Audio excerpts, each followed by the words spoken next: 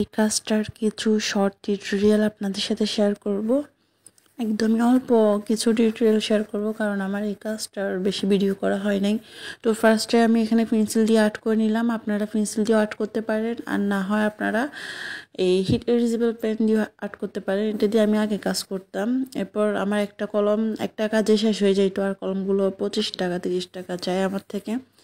তো আমি তাই ক্যানভাস দিয়ে, এগুলো যেহেতু ক্যানভাস কাপড়, এখানে এটা মোটা হয়ে থাকে, তাই আমি এখানে রাবার দিয়েও আপনারা মুছে ফেলতে পারবেন পেন্সিল দিয়ে আর্ট করে। তো ওই হিসাবে আমি পেন্সিল দিয়ে কাজটা করলাম। আর আপনারা যারা ভালো আর্ট করতে পারেন না, তারা চেষ্টা করবেন তাহলে আগে কোথাও খাতায় আর্ট করে তারপর কাজটা করার, আর না হয় হিট এরিজেবল পেন দিয়ে কাজটা করার চেষ্টা করবেন। কারণ আপনারা পেন্সিল দিয়ে বেশি মোছা করতে গেলে এটা কাপড়টা কালো হয়ে যাবে।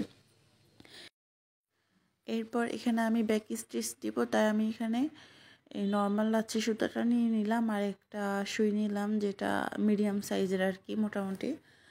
তো আপনাদের কাজটা তো আপনারা দেখতেই পাচ্ছেন। ফার্স্টে একটা জায়গা থেকে সুইটা তুলে দেন আবার সুইটাকে নিচে নামিয়ে আবার ওই পাশ থেকে সুইটা তুলে আপনারা কাজটা করবেন।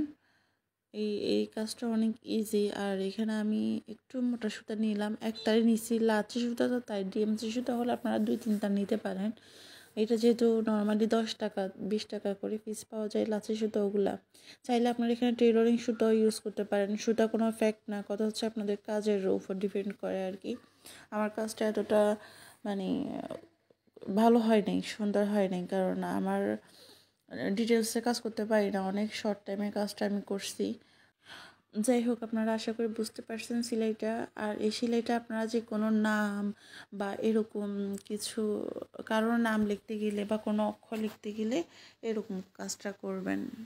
আর এখানে যে ফুলের কাজগুলো করছি, এগুলো টিউটোরিয়াল আমি আরও আগে আপনাদেরকে শেয়ার করছি, আমার পেজে এগুলো দেওয়াই আছে। আর দেখেন এখানে আমি একটা ভালো মানের রাবার নিয়ে এগুলো মুছে ফেলতেছি। নর্মালি আপনারা চাইলে এরকম পেন্সিল দিয়ে আর্ট করে দেন মুছে ফেলতে পারেন। এরপর এটা আমি আপনাদের সাথে একটু প্যাকিং ভিডিওটা শেয়ার করব। এটা আমার ফ্রেন্ডকে গিফট করা, আমার ফ্রেন্ডের ওয়েডিংয়ে এটা আমি তাকে গিফট করলাম। তো যারা ক্রাফটের কাজ করে ওরকম ফ্রেন্ডদেরকে ইনভাইট করলে ওরা আসলে এই ধরনের গিফটই নিয়ে যাবে, কারণ তাদের মাথায় এইসব আইডিয়া আসবে যে এরকম কিছু ইউনিক গিফট দেওয়া যাক, আর এটা অনেক ইউনিক।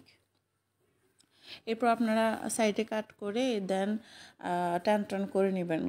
এটা হচ্ছে যে মেনলি আপনারা টান টান না করলে ব্যাপারটা ভালো লাগবে না। তো আমি 1.5 ইঞ্চির মতো সাইডে রেখে 1 ইঞ্চি 1.5 ইঞ্চি সাইডে রেখে আমি যতটুকু ফোল্ড করার জন্য প্রয়োজন রেখে বাকিটা আমি কেটে ফেললাম। এরপরে ছোট ছোট কাট বসে দিলাম। আসলে আমার বলার থেকেও বেশি আমি যেহেতু এখানে দেখাইতেছি আপনারা বুঝতে পারবেন। এরপর আমি এখানে B6000 আঠা যেটা আছে ওইটা চারপাশে লাগিয়ে দেবো। এটা আমার কাছে 110 টাকা রাখছে, এক জায়গায় এক এক রকম রাখতে পারে দাম।